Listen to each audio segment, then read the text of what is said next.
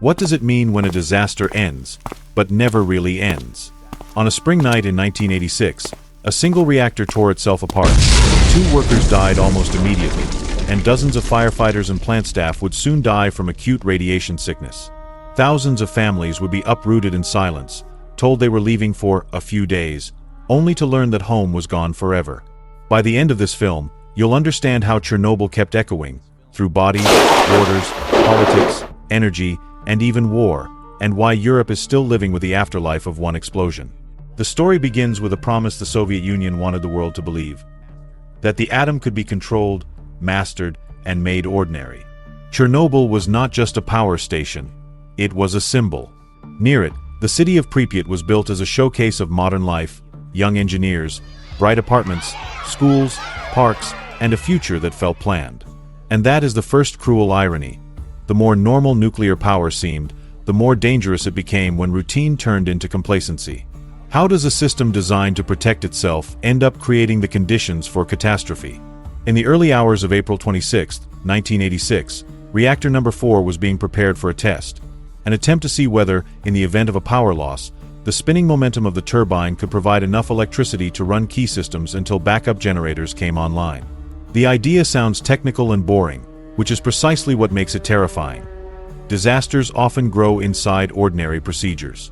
The test had been delayed, the reactor was in an unstable state, and a chain of decisions, some driven by pressure, some by misunderstanding, some by rigid hierarchy, pushed the reactor into a corner it could not escape. At 1:23, the reactor exploded, blowing apart the building and exposing radioactive material to the open air. The first minutes were chaos with no language big enough to describe it. Men looked at a building that should not be open, at a core that should not be visible, and tried to interpret the scene with the only tools they had: training, instinct, and duty. Firefighters arrived believing they were fighting a conventional blaze, climbing onto roofs and catwalks, walking into invisible radiation fields that their bodies could not warn them about.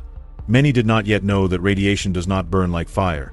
It burns like time, quietly, inside the blood, inside the bone marrow, inside the cells that cannot replace themselves fast enough. And then came the second cruelty: silence. Pripyat woke up to a beautiful morning, children outside, weddings scheduled, people fishing near the river. In a world before social media, before instant global alerts, information moved like a cautious animal. The Soviet state delayed admitting what had happened. Why? Because admitting the truth meant admitting vulnerability. It meant that a symbol of progress had become a symbol of failure. The evacuation of Pripyat did not begin immediately. When it did, it came with a calm announcement and a false comfort: pack essentials, you'll be back soon. Buses lined up. Families carried documents, a few clothes, some food. Pets were left behind. Photos stayed on shelves. Toys waited in cribs. And as the doors closed, a whole city began its transformation into a ghost, one of the most haunting human-made landscapes in modern history. If you want to understand Chernobyl's afterlife, you have to understand that the explosion did not only contaminate land, it contaminated trust. In the days after, radioactive material traveled far beyond Ukraine, Belarus, and Russia. The world learned the truth not first from Moscow, but from instruments in Europe. In Sweden, radiation alarms went off at a nuclear plant, yet the plant itself was fine. The contamination was coming from somewhere else. That is how borders became meaningless. A reactor in one country had reached into the lungs and soil of many others. The question was no longer what happened, but what else is being hidden. Under pressure, the Soviet Union acknowledged the accident. But acknowledgement did not end the emergency. It only began the longest, strangest war, one fought against physics, dust, and decay. Helicopters dropped sand, boron, and other materials in attempts to smother emissions. Engineers designed a massive concrete and steel structure, the first sarcophagus, to seal the wreckage. It was built fast, under brutal conditions, by people who would later be called liquidators. Soldiers, miners, engineers, firefighters, and workers pulled into an impossible job. How do you clean a place that you cannot safely stay in? The answer was grim. You do it in minutes, in shifts, and you accept that bodies will be part of the cost. This is where the human cost becomes a number, and the number becomes a moral problem. Officially documented early deaths include 2 workers who died in the immediate aftermath and 28 who later died from acute radiation sickness among 134 diagnosed cases of acute radiation syndrome. But the afterlife is not only about immediate death. It is about the long, uneven distribution of harm, who drank contaminated milk, who was a child at the time, who lived in a village downwind, who was sent to the roof for 90 seconds with a shovel. Radiation exposure varied wildly, and so did outcomes. That variation is one reason the story remains contested, because uncertainty invites fear, and fear invites rumor. One health impact is documented with far more clarity than many others. Thyroid cancer among those exposed as children and adolescents, largely due to radioactive iodine. Thousands of cases were recorded over the years, and public health agencies emphasize that this increase is strongly linked to the accident, while also noting that treatment outcomes are often good when diagnosed and managed properly. The detail matters, not because it comforts, but because it resists the temptation to turn tragedy into mythology.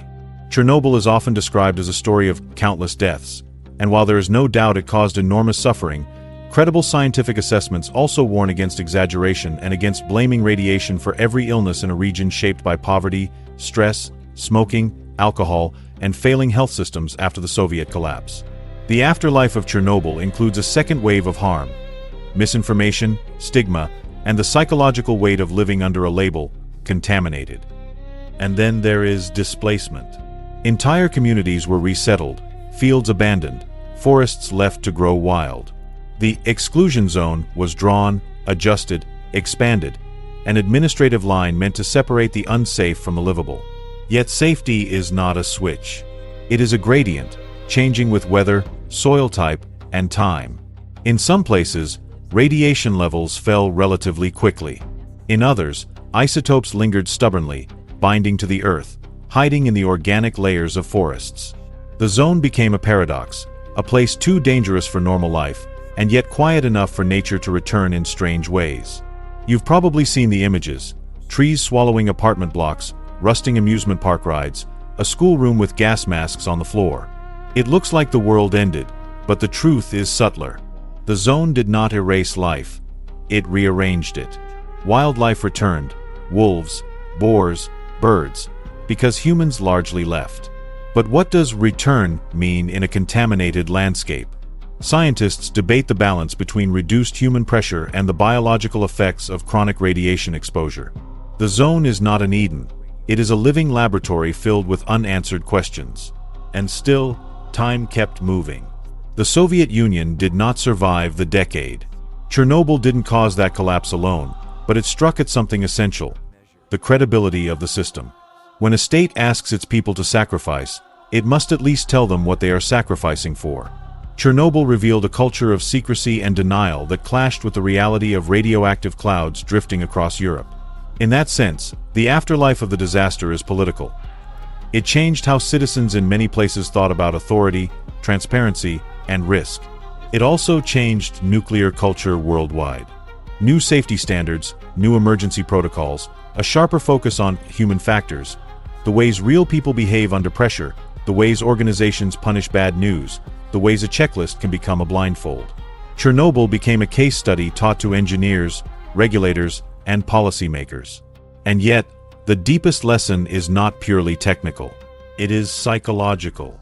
It asks, when the cost of admitting a problem is humiliation, how many organizations choose silence until silence becomes fatal? Meanwhile, Reactor 4 remained there, still dangerous, still decaying under its rushed sarcophagus. The first shelter was never meant to last a century. It was built fast, in a radioactive environment, with gaps and vulnerabilities that engineers understood all too well. Over time, the fear shifted from an open reactor to a collapsing containment structure, from a crisis of days to a crisis of decades. The solution demanded something the Soviet Union could not provide in 1986: slow, international, expensive engineering. That is how the new safe confinement was born. A gigantic steel arch designed to cover the old sarcophagus and enable the dismantling of unstable structures inside. It was constructed nearby and then slid into place in November 2016, an engineering move measured not only in meters, but in reduced exposure time for workers. Its systems were then commissioned over subsequent years, a reminder that building is not the same as making operational. The arch became a symbol of a different world, one where former Cold War boundaries could be crossed for a shared purpose, containing a shared threat. But afterlife stories don't end neatly. They evolve. Fires have burned in the exclusion zone, stirring old contamination in smoke and ash, and raising anxieties across the region even when monitoring agencies report no dangerous spikes. Tourism surged at times, turning Pripyat into a destination for cameras and curiosity. Why do people visit a place of invisible danger? Perhaps because ruins make history feel touchable. Perhaps because modern life rarely offers a reminder so stark. You can lose a city without losing a single building to war. And then war arrived anyway. In February 2022, during Russia's full-scale invasion of Ukraine, Russian forces captured the Chernobyl site and the exclusion zone. For weeks, staff were trapped, maintaining critical functions under occupation. At one point, external power was lost, forcing reliance on backup systems. International nuclear authorities stated there was no imminent safety threat to spent fuel because of the reduced heat load, but they emphasized the seriousness of losing stable power and reliable monitoring in a conflict zone. The symbolism was chilling. The world's most famous nuclear disaster site became a strategic location in a modern war, as if history itself was being used as terrain. This is the dark twist of Chernobyl's afterlife. The disaster began in peacetime, from a test and a system's failures. Decades later, the same site became vulnerable not because engineers forgot the lesson, but because violence does not respect engineering. What good is a 100-year structure if war can damage it in a night? And in 2025, the question sharpened again. A drone strike in February damaged the new safe confinement, causing a fire and undermining key safety functions. Later in 2025, the International Atomic Energy Agency reported that the shelter could no longer fully perform its primary confinement role, even as radiation levels outside remained stable and monitoring continued. This is not 1986 repeating itself, but it is history rhyming in the most unsettling way. A structure built to guard Europe from the past is now threatened by Europe's present. So what does afterlife really mean here? It means that Chernobyl is not only a memory, it is a living responsibility. It lives in medical registries and family stories, in abandoned villages and contaminated forests, in international safety rules written in response to one night's horror. It lives in arguments about nuclear energy, whether it is a necessary tool against climate change or a risk that no society should normalize. It lives in the way trust can be shattered by secrecy and slowly rebuilt by transparency, science, and time. It also lives in a more personal way, in the ordinary objects left behind. A calendar frozen on a wall, a child's shoe, a library book never returned. These objects are not radioactive, but they are heavy. They remind us that disasters are not only measured in becquerels and sieverts, in exclusion zones and engineering diagrams. They are measured in interrupted lives. And if you're wondering why Chernobyl still grips the imagination, here is the honest answer. It sits at the intersection of human ambition and human limitation. We built something powerful, we tried to control it, and we discovered that control is not a permanent state. It is a practice. It requires humility, redundancy, honesty, and the courage to stop when the system is telling you it's no longer stable. Chernobyl's afterlife also asks a final, uncomfortable why. Why do societies keep repeating patterns of denial? Why do warnings get softened as they travel up hierarchies? Why does the desire to look competent often outrun the duty to be safe? These questions are not only about the Soviet Union. They are about any system, political, technological, corporate, that mistakes silence for stability.